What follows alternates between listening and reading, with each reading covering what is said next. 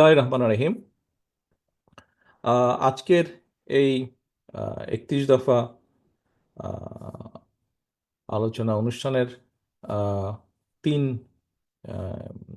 ইভেন্টের সম্মানিত সভাপতিগণ, অনুষ্ঠানে উপস্থিত ঢাকা থেকে আগত প্রশিক্ষকবৃন্দ, বিভিন্ন পর্যায়ের নেতৃবৃন্দ এবং আমার সামনে উপস্থিত গাইবান্ধা, কুড়িগ্রাম এবং নীলফামারী, লালমনিরহাট জেলার এবং উপজেলা পর্যায়ে, পৌরসভা পর্যায়ে সকল নেতৃবৃন্দ, আসসালামু আলাইকুম।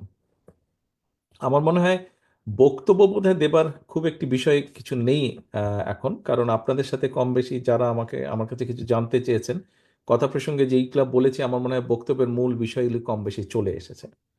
উপস্থিত প্রিয় নেতৃবৃন্দ, আজকের যে এই অনুষ্ঠানটি কেন আমরা করছি, এটি নিশ্চয়ই আপনারা বুঝতে পারেন। আপনাদের এখানে উপস্থিত আপনারা আজকে যারা আছেন, 3 জেলা এবং এই 3 জেলার সকল উপজেলা, পৌরসভা থেকে, ইউনিয়ন পর্যায় থেকে আগত যে সকল নেতৃবৃন্দ আছেন, আপনাদের প্রত্যেকের লম্বা ইতিহাস আছে রাজনীতির, এবং সেই ইতিহাসের একটি বাঁকে এসে আমরা আজকে এই 31 দফার কর্মশালা অনুষ্ঠানটি করছি। এই কর্মশালা অনুষ্ঠানটি কেন করছি, কি তার প্রয়োজন, এটি ভেঙে বলার প্রয়োজন নাই।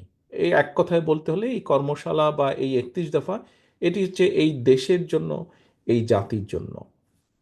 এখন বক্তব্য প্রসঙ্গে এসেছে যে আমরা বাংলাদেশ জাতীয়তাবাদী দল কোন প্রেক্ষাপটে, কোন সময়, কেন 31 দফা আমরা জাতির সামনে উপস্থাপন করেছি, সেই বিষয়ে চলে এসছে। সেই বিষয়ে কথা না বলি, প্রিয় উপস্থিতি, প্রিয় নেতৃবৃন্দ, বাংলাদেশ জাতীয়তাবাদী দল, অনেক মানুষ অনেক কথা বলতেই পারে। গণতন্ত্রে বিভিন্ন মানুষ তাদের মতামত দিবে, তাদের শঙ্কার কথা বলবে, তাদের আশঙ্কার কথা বলবে, তাদের মতামত দিবে, এটি স্বাভাবিক। বাংলাদেশ জাতীয়তাবাদী দল একটি দল যার একটি ধারাবাহিকতা আছে, যার একটি লিগেসি বা একটি ঐতিহ্য আছে, যার কোটি কোটি মানুষ, বাংলাদেশের কোটি কোটি, হাজার না, শত না, লক্ষ না, কোটি কোটি মানুষ এই দলটার প্রতি কিন্তু আস্থা রাখে, এই দলটার প্রতি কিন্তু বিশ্বাস রাখে।